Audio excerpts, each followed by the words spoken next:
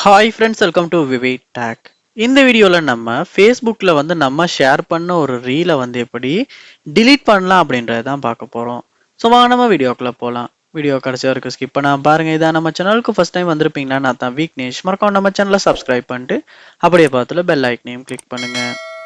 நீங்கள் ஃபேஸ்புக்கில் ஷேர் பண்ண ரீலை delete பண்ணணுன்னா ஃபேஸ்புக் ஆப் வந்து ஓப்பன் பண்ணிட்டு ப்ரொஃபைலுக்கு வந்து நீங்கள் போயிருங்க.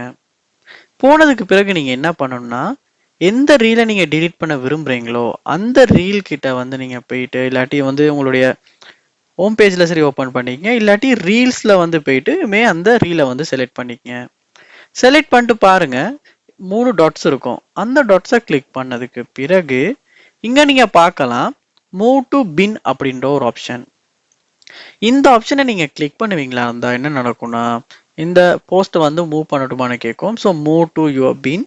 Items in your bin will be automatically deleted after 30 days. You can delete them from your bin earlier by going activity log on your settings இருக்கு.